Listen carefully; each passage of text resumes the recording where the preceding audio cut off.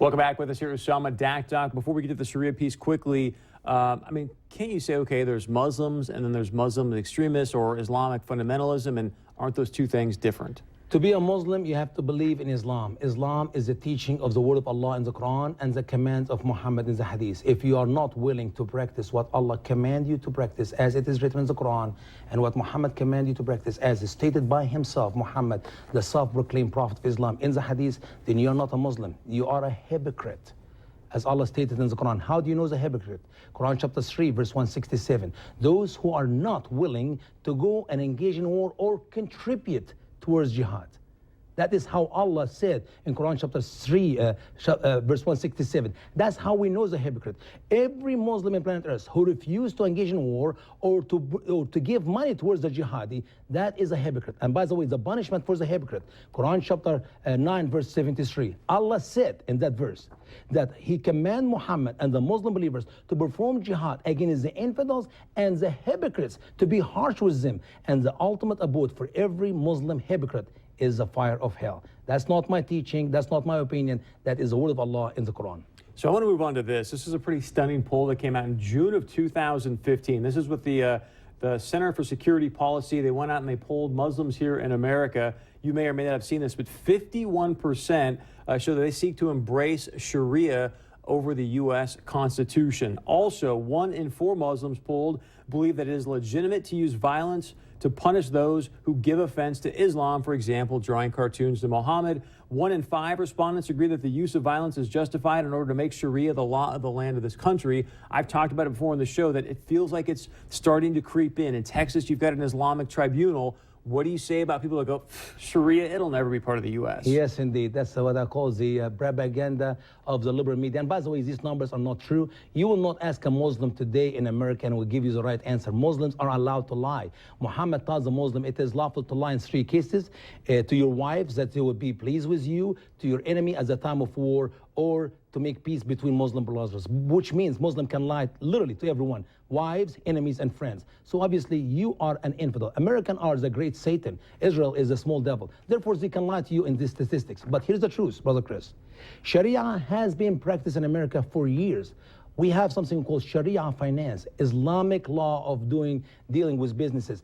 All American, I hope those who are listening to us understand what I'm saying here. All American, you who are listening to me right now, there are 79 organizations, banks, insurance, and every different groups we have in America are practicing Sharia finance. We are giving 2.5 from the interest of the money these organizations, these banks are making out of us directly to Sheikh Yusuf Qaradawi. That is a man cannot come to America physically. He's wanted like Bin Laden, and he's collecting these millions of dollars out of us. When we look at, I know you've mentioned the Bush administration, obviously was sort of there to appease the Islams or Muslims as well, also the Obama administration. My question for you ultimately is why? 6 years ago today is when Nadal Hassan took the lives of 13 servicemen and women down in Fort Hood, Texas. And I bring this up because this administration continues to call this workplace violence, but Nadal even gave us an attorney in a letter that said, look, you know what, I don't want to be a U.S. citizen. I want to go be a citizen of the militant group Islamic State, and we still can't say that this was an act of terror. Why do we continue to appease or PC or what's going on? This has come from 2 things, Brother Chris. Number 1, the ignorance of the American people. The Bible said in Hosea 4:6, my people are destroyed for lack of knowledge. Number 2, the political correctness. Mr. George W. Bush, 4 days after September 11, he brought the Muslim Brotherhood, including the head of CARE, Mr. Nahid Awad, and he gave his first speech where he said that these jihadis or these terrorists who attacked us on September 11 have different ideologies than Islam. That is a lie from the bottom of hell. And we will continue to do that with the political correctness to destroy ourselves. Muslims are dying and going to hell because they're not believing in Jesus Christ because of our political correctness. We must love the Muslim people and we must love them right. They're following a barbaric, savage cult as it is written in the Quran.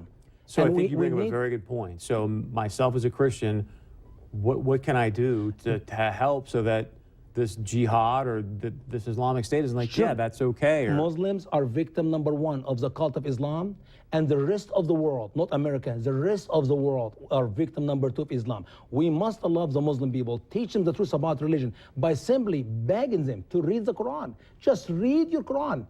I know they make fun of my translation. That's fine. Read it in Arabic. Well, you don't know Arabic. Learn Arabic and get to know Islam. Get to know Muhammad, the Prophet of Islam. And you will find there is no truth in Islam. There is no love in Islam. I challenge this brother from CARE who refused to come tonight. I will come back to your studio anytime at his convenience. I will fly in, I will cancel any other meeting, and I'll come here to ask him a simple question. Show me a verse in the Quran, one verse. I'm not asking for a whole chapter or a whole passage, just one verse where Allah taught the Muslim to love or to live in peace with non-Muslims. Not one verse. And you nailed it. And this is the reason I wanted Jailani on it. I told Jailani, look, I haven't studied Arabic. I haven't studied the Quran like you have, and now you guys could have this conversation, and we could actually get the truth to the people here in our area. So I was very upset Here's the invitation, Brother Chris. Here's the invitation. He have between here until Christ come back. I don't know when Christ come back.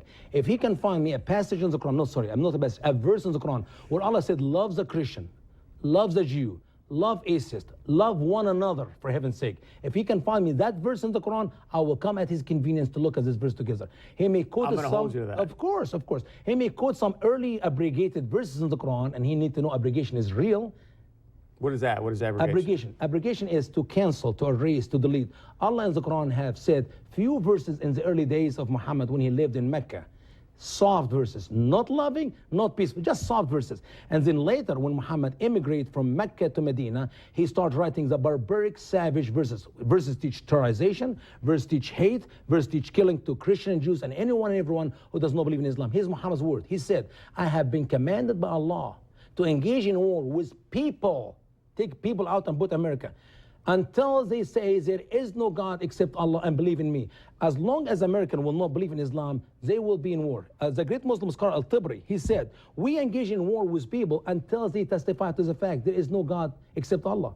If American people want to protect themselves and their property and everything they got, they have to accept Islam. Because otherwise, as is stated by the great Muslim scholar Al-Tabari, they will engage in war with us for the sake of Allah forever. And killing us is a small matter, says great Muslim scholar Al-Tabari. Thank you for being here. I appreciate the time. We were going to hold you. If Jailani is willing to come back and have this debate, obviously would be, I think, valuable for everybody in the entire planet, for that matter. 1.4 billion Muslims and whatnot. So we thank you very much for your time. Thank All right, you. stay with us. We come back. We'll be wrapping up this edition of 630 Point of View.